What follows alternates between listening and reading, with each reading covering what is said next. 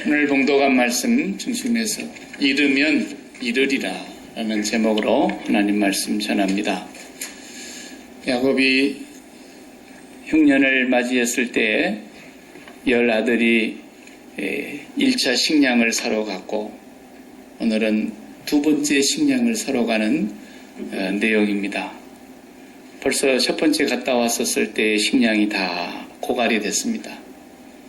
두 번째 식량을 사러 갈 시간이 벌써 지났는데 오늘 본문에 보면은 아버지가 지체만 안 했어도 두 번이나 갔다 왔을 텐데 너무너무 지금 가지고 온 식량 바닥나고 매일 정말 굶어 죽지 않을 정도만 연명하고 있는 상황입니다.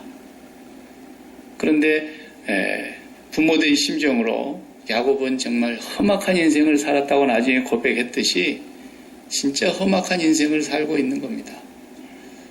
12아들 중에 11번째 요셉은 20년 전에 짐승에게 물려 찢겨서 밥이 돼서 죽었다고 철석같이 믿고 있는 것입니다. 자기 아이는 11아들밖에 없다 이제. 그런데 첫 번째 곡식 사러 내려보냈더니 또 가서 둘째 아들이 볼모로 잡혔습니다. 그래서 9명만 돌아왔던 거죠. 그냥 10명이 온 게 아니었어요. 너희들 애굽에서 정탐하러 왔지. 장사꾼으로 인정하지 않고 간첩으로 인정하고 요셉이 너희가 간첩이 아니라면 너희 집에 있는 나머지 동생 하나 다음에 올 때 데리고 와서 너희들 말이 거짓말이 아니라는 걸 내 앞에서 증명하면 여기 내가 볼모로 잡아둔 너희 형제를 같이 살려서 보내주마. 이렇게 하고는 그 둘째에 시므온을 잡아놨지 않습니까?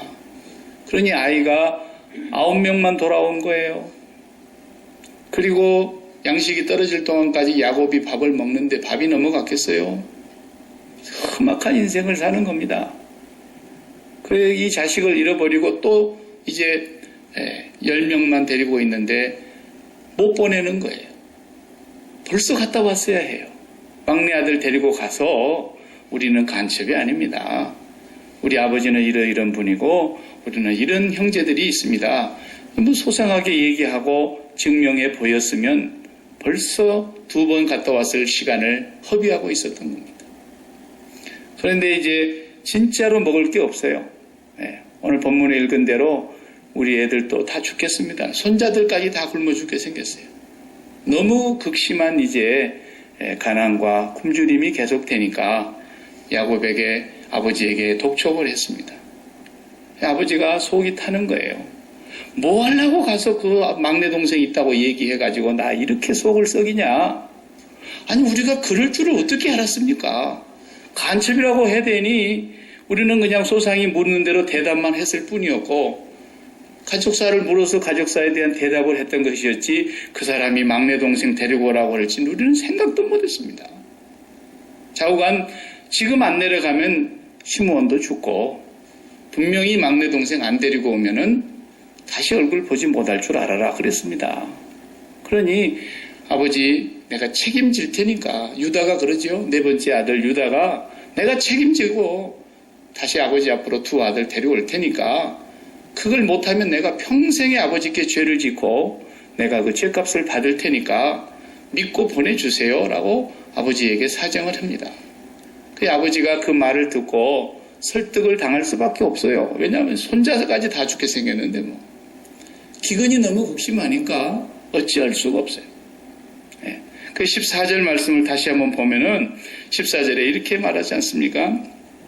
전능하신 하나님께서 그 사람 앞에서 너희에게 은혜를 베푸사 그 사람으로 너희 다른 형제와 시므온이죠. 볼모로 잡혀있는 다른 형제와 베냐민을 돌려보내게 하시기를 원하노라. 그리고는 마지막 하는 말이 내가 자식을 잃게 되면 이르리라 그랬어요. 그리고는 이 기가 막힌 마음을 갖고 할 수 없이 이제 베냐민 막내를 보냅니다. 요셉과 베냐민은 자기가 가장 사랑했던 연인이라고 할 수 있는 그 먼저 세상을 떴지만 라헬의 두 아들 아닙니까? 요셉은 잃어버렸으니까 이 하나 남아있는 막내 동생을 막내 아들을 보내게 되는 거죠. 자, 이렇게 가서 결국은 다시 애굽에 도착을 하게 되고 애굽에 도착해서 다시 두 번째 상봉이 이루어지게 됩니다.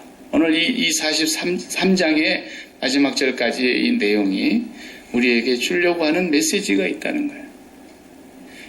요셉의 얘기인 것 같지만 야곱의 얘기이고 또 야곱의 얘기이면서 우리 자신의 얘기라는 거예요. 우리들의 얘기예요. 네. 결국은 뭐냐면 가기는 가야 되겠는데 요셉은 20년 전에 잃어버렸지. 곡식 한번 갔다가 사러 갔다 오다가 둘째 아들 잃어버렸지. 막내 아들 데리고 오라 그러는데 이것도 보장이 안 된단 말이에요. 둘째 잃고 막내까지 마지막 잃으면 내가 이게 사는 게 아니죠. 야곱으로서는 상상할 수도 없는 이야기예요. 예, 12이나 되는데 한 서너 명 없어진다고 그럴 부모가 어디 있겠어요. 그러니까 진퇴양난이라는 말이죠. 그때 이렇게 하지도 못하겠고 저렇게 하지도 못하겠고.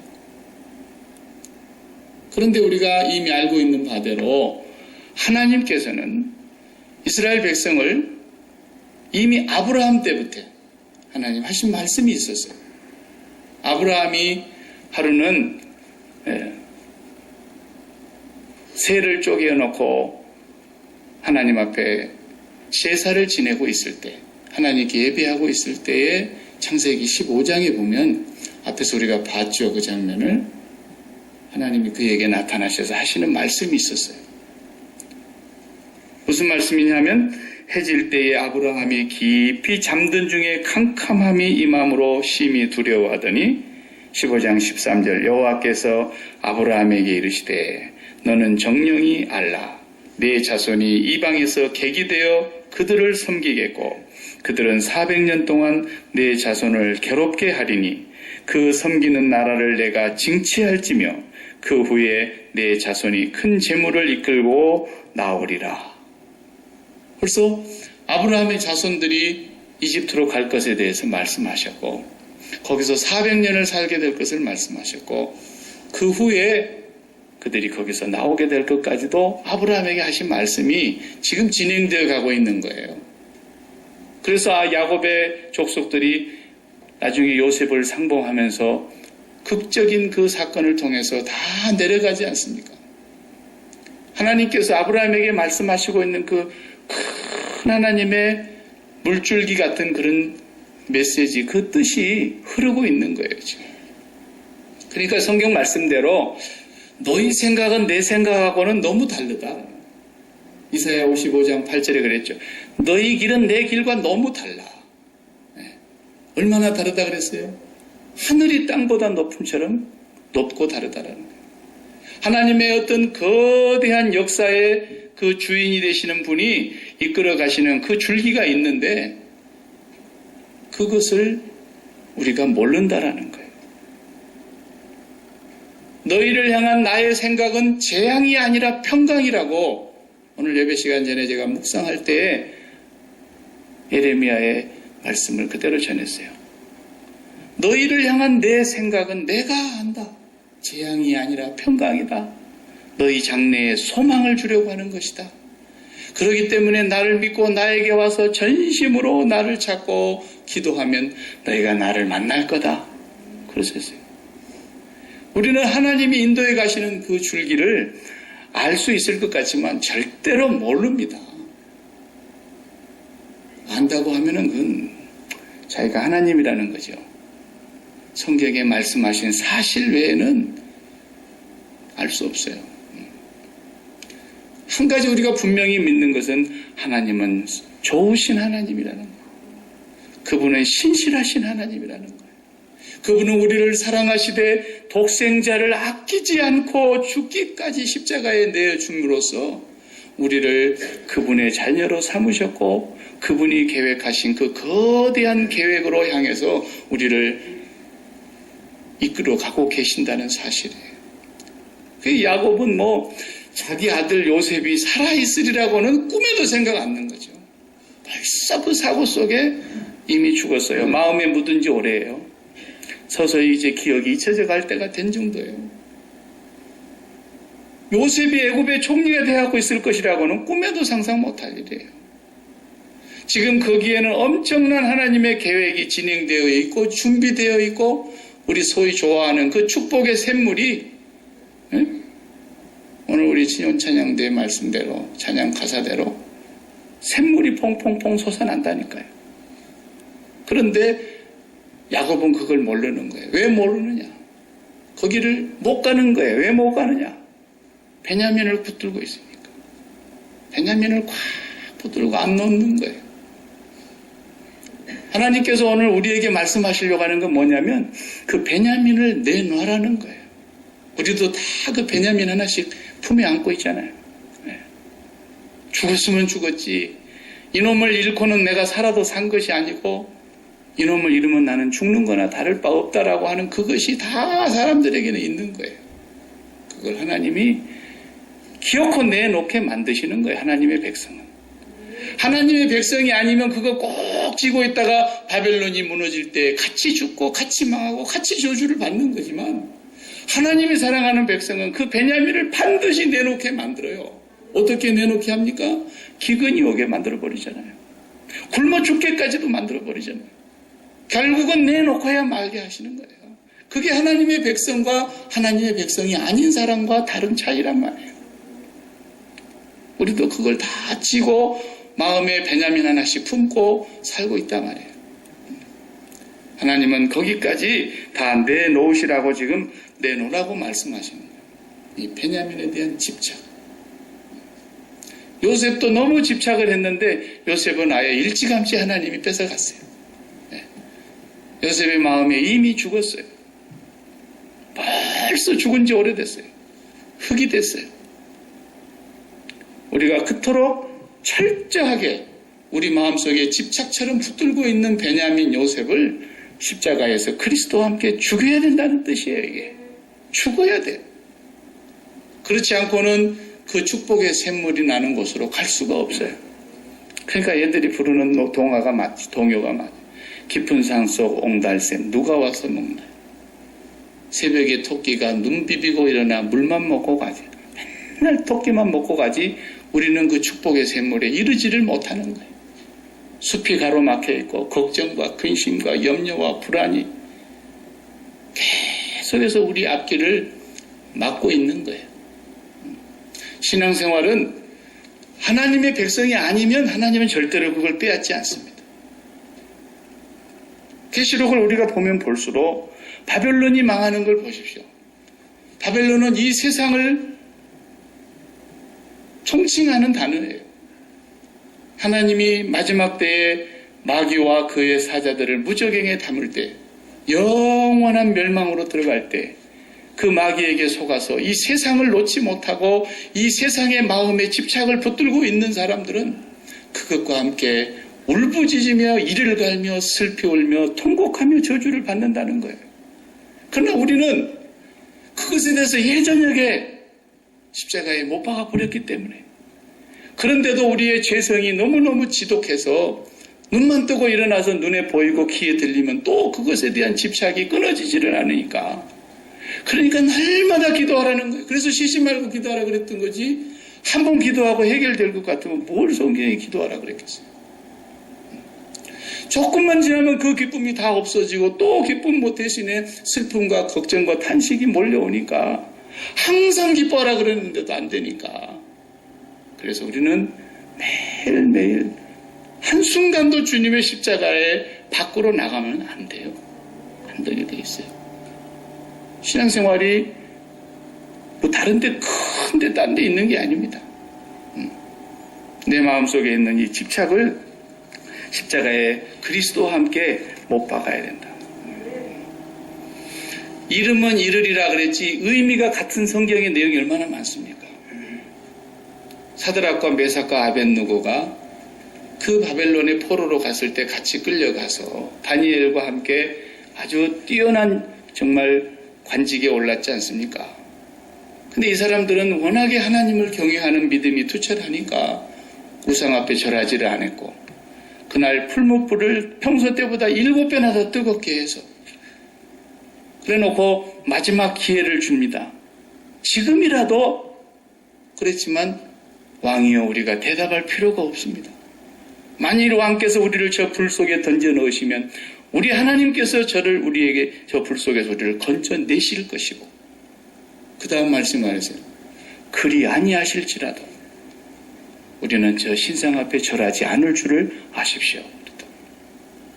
그러니까 우리가 믿는 신앙은, 하나님, 내가 이 아이를 내보내면 하나님은 전능하사 반드시 다시 내 품으로 돌아오게 해주시고 이 아이를 잃어버리는 일이 없게 해 주시옵소서, 없게 해 주시옵소서, 그렇게 기도는 하지만 잃어버릴 수도 있는 것이 하나님의 뜻일 수 있다는 거예요. 그러니까 이 사드락과 메삭과 아벳느고도 그리 아니하실지라도, 만약에 저 불 속에서 타서 죽는 것이 하나님의 뜻이어서 우리가 그대로 죽는다 할지라도 절하지 않을 줄을 아십시오. 이게 신앙인 거죠.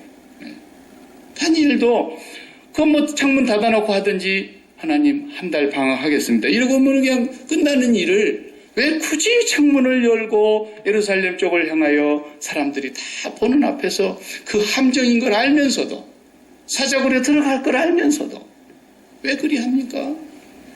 이르면 이르리라는 거예요. 사람이 목숨보다도 더 집착을 강하게 가지는 것은 없거든요. 내 목숨. 근데 그것마저도 이르면 이르리라는 거예요. 하나님의 뜻이어서 잃게 되면 잃겠다는 거예요. 우리 여성노님들이 좋아하는 에스더. 에스더도 그렇지 않습니까? 죽으면 죽으리라. 30일 동안 왕이 자기를 부르지도 않았는데, 왕이 부르지도 않는데 나가면 페르시아의 법은 왕비라도 죽임을 당하는 것이 궁궐의 엄한 법도인데 왕이 부르지를 않는 거예요. 그런데 자기 동족은 다 죽을 위기에 놓여 있어요. 모르드게가 네가 왕비가 되는 것이 바로 이때를 위함인지 누가 알겠느냐. 네가 하지 않을지라도 우리 하나님은 너를 통해서도 안 할지라도 누구를 통해서라도 반드시 건져낼 거다 우리를. 그러나 지금 네가 왕비가 된 것은 네가 이때를 위함이 아니겠느냐. 네 할 도리를 해라는 거예요. 그러자 한 달을 금식 기도를 했어요. 금식 기도를 하고 마지막 준비를 하고 왕 앞에 나갈 때에 죽으면 죽으리라. 그 말이 무슨 말이겠어요? 만약에 내가 왕이 부르지도 아니한 그 법도를 어기고 부르지도 아니하였는데 나아갔을 때 왕이 나를 법에 의해서 그대로 처단해서 죽게 되는 상황이 벌어질지라도 그 말 아닙니까? 하나님이 그곳에서 나를 살리지 않으시고 어쩔 수 없이 내가 죽어야 한다 할지라도 이 일이 나를 통해서 하나님이 하시고자 하심이라면 나는 가겠습니다. 이게 금식기도 하는 이유였어요. 그러니까 오늘 우리가 살면서 그런 것들을 하나님 앞에서 내가 붙들고 이거 아니면 큰일 난다. 그렇게 사람마다 다 있다니까요. 그걸 놔야 돼요. 그걸 놓지 않으면 하나님이 들어오지를 않아요. 아무리 하나님 불러보세요. 하나님이 만나지는가? 안 만나져요. 참 그게 쉽지 않습니다. 어렵죠? 하루아침에 되는 게 아니에요. 여러분이 정말 예수를 믿는다면, 그래서 예수님께서 오셔서 하실 말씀이요. 내가 너희들 보고 십자가 지라고 하듯 우리가 직접 십자가 진 거 아니잖아요. 우리 대신 십자가를 그분이 지셨으나 그분이 우리에게 하시는 말씀은 내가 죽으나 너희도 나와 함께 죽자라는 거예요. 그리고 네가 죽었다는 사실을 인정해라라는 거예요. 네가 죽었음을 날마다 고백해라라는 거예요. 내 죽음이 너의 죽음이라는 것을 믿으라라는 거예요. 이것이 기도입니다. 그러니까 예수 믿는 사람의 멍에가 쉽고 가볍다 그런 것이지, 우리 보고 그 무거운 십자가를 지고 가라고 주님은 한 번도 말씀하시지 않았어요. 그러니까 기도를 어디 가서 막 소리기를 지르면서 그냥 막 목이 쉬도록 피가 넘어도록 그렇게만 기도하면 그게 간절한 기도이지만 그건 자기가 몸부림을 치는 거예요. 안 믿어져서. 진짜 기도는 뭐냐면 그냥 일하면서, 설거지하면서, 늘 하는 일을 하면서 자기 마음속에 품고 있는 그 베냐민, 그것 때문에 기쁨이 사라지고 걱정이 사라지고 걱정이 그냥 풍년이 들고 두려움이 풍년이 들고 행복의 기근이 들고 그럴 때마다 주여 까짓 것 2000년 전에 내가 해전역에 죽었는데 주님과 함께 내가 죽은 사람입니다. 날마다 고백하라는 거예요. 그것이 예수님이 표현으로 말하자면 너희가 내 살을 먹고 내 피를 마시지 아니하면 결단코 안 될 거라는 거예요. 그게 기도예요. 그게 기도. 매일매일 입술로 시인하고 마음으로 믿고 확인하고 고백하라는 거예요. 네. 여러분 그게 뭐예요? 베냐민이 있으면 빨리 내놔요. 그거 내놓지 않으면 결국 요셉 못 만나요. 하나님은 엄청난 축복의 온달샘물을 거기에다가 숲속에 딱 놔두셨어요. 맨날 우리는 못 마시고 토끼만 마시고 가는 거예요. 우리가 그 숲을 헤치고 갈 수 있고 거기 길이 뚫리게 하면은 우리는 어떻게 해야 됩니까? 베냐민만 내보내면 되는 거예요. 너희를 향한 나의 생각은 재앙이 아니라 평강이다. 너희를 향한 길은 내가 안다. 너희의 길과 나의 길은 하늘과 땅 차이야. 너희 생각과 내 생각은 하늘과 땅 차이야. 우리는 그 어떤 것들 하나를 요거 놔버리면 죽겠고 요거 없어지면 내 인생이 이제 쫑나는 것 같고 내 이것 때문에 정말 사는 것이지 이거 없으면 살아도 사는 것이 아니다라고 느껴지는 것들이 있다면 그것 때문에 우리가 옹달샘물 끝까지 못 마신 줄 알면 되는 거예요. 그게 뭐든지 놔야 돼요. 뭐든지 내어보내야 돼요. 이게 어렵다는 거예요. 그래서 어려워요. 어떤 사람은 그게 돈이에요. 어떤 사람은 그게 명예예요. 어떤 사람은 자식이에요. 어떤 사람은 건강이고요. 어떤 사람은 미모일 수 있고 인기일 수 있고 다 다르잖아요. 네.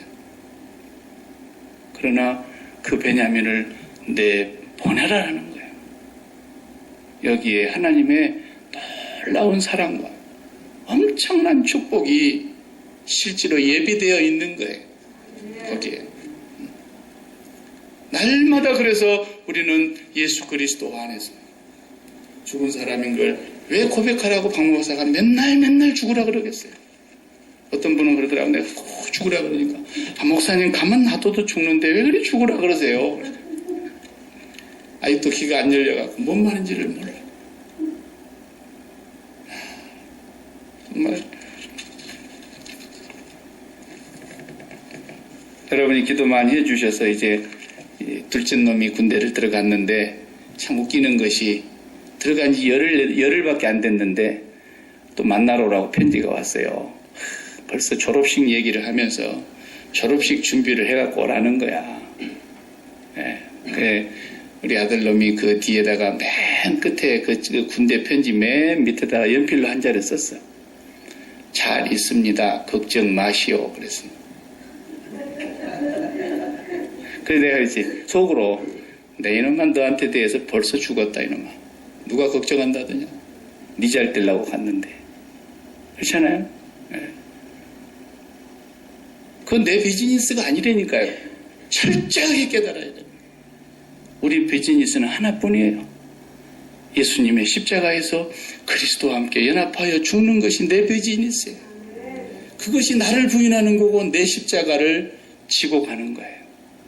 실제로 내 십자가지만 본래는 주님의 십자가였고 주님이 져야 될 십자가는 아니었으나 나를 대신해서 져준 십자가였어요. 그 주님이 죽으신 그 자리에 내가 함께 죽는 것만이 내 비즈니스예요. 아무것도 내 비즈니스가 없는 거예요. 모든 건 그분이 사랑하시고 그분이 계획하고 계시고 그분이 그를 향한 장래의 놀라운 평강과 소망의 길을 옹달샘물을 준비해 놓고 계시는 거예요. 우리는 오직 그 모든 것들을 내 마음에서 계속해서 떠나보내는 거예요. 이게 십자가에서 죽는 거예요. 죽는 사람만 부활을 경험하게 되어 있는 것이지 죽지도 않은 사람이 무슨 부활한단 말입니까? 죽음으로써만이 부활하는 게 기독교예요. 아무리 뭐라 해도 안 죽으면 부활했단 말을 안 하는 겁니다. 깨어났다 그러는 거지. 부활은 없어요. 그리스도와 함께 죽은 자만 진정한 부활이 있듯이 오늘 우리가 이 세상을 살면서 지금도 그 부활을 얻기 위하여 매일매일 그리스도와 함께 그 길을 향해서 달려가는 겁니다. 야곱이 그냥 내보냈습니다. 이르면 이르리라. 그리고 갔더니 이제 두 번째 돌아오는 양식사 가지고 오는 이 아들들로 말미암아 엄청난 축복의 소식을 듣지 않습니까? 길이 열렸어요. 다 사는 길이 열렸어요. 네. 그렇기 때문에 우리는 예수 믿는 사람 한 가지 분명히 믿어야 될 것이 있어요. 어느 누구도 나를 불행하게 할 수 없다라는 거예요. 어떤 환경도 나의 앞길을 가로막을 수가 없다는 거예요. 내가 나 스스로 믿음을 떠나서 불행하게 가든지 하나님이 나를 불행하게 하기 전에는 나를 불행하게 할 자가 없어요. 적어도 예수를 믿으면 그런 믿음과 확신을 갖고 첫 번째 갔다 왔더니 양식사 오라 그랬지 누가 형제 하나 잡히고 오라 그랬냐. 기가 막힌 일 아닙니까? 우리 일 아니라고 지금 여러분은 가만히 앉아서 그러고 듣고 있지만은 야곱의 입장에서 생각을 해봐요. 이런 기가 막힌 일이 어디 있습니까? 지금 생때 같은 요셉을 잃어버리고 죽어버린 것만도 기가 막힌데 양식사로 갔다가 또 둘째 아들 잃고 거기다가 또 막내 아들 안 데려오면 죽인다는 소식을 듣고 갈수록 태산이고 길이 보이지 않습니다. 숲이 앞이 캄캄합니다. 그런데 그 안에 옹달샘이 있더라는 거예요. 이게 오늘 우리가 살면서 이해가 안 되는 일이 너무 많잖아요. 예수를 믿는 집에도 예수를 잘 믿는다고 해도 이해가 안 되는 일이 너무 많아요. 설명이 안 되고 해석할 수 없는 일들이 너무 많아요. 그러나 한 가지 하나님이 우리에게 말씀하시는 건 네 마음속에 지금도 놓지 못하고 붙들고만 있는 그 베냐민을 내보내라. 그리하면 하나님의 길이 열린다라는 것입니다. 우리는 매일매일 그거 잘하자고 그거. 기도 생활이 별겁니까? 쉬지 말고 기도하라는 말을 여러분들이 어떻게 받아들이십니까? 어떻게 우리가 쉬지 않고 기도한단 말입니까? 우리는 쉬지 않고 기도할 수 있습니다. 비록 잠자리에 들어갈지라도 침대에 누우면서 주여 오늘 또 내가 죽는 연습으로 들어갑니다. 그리고 죽으면 그게 죽는 거예요. 내일 아침에 다시 눈을 떠도 하나님 오늘 또 나는 죽고 내 안에 그리스도가 사시는 그런 삶을 살기를 원합니다. 그리고 또 사는 거예요. 내 안에 그리스도가 사라지는 그 삶을 날마다 소원하는 여러분의 비즈니스는 그것뿐입니다.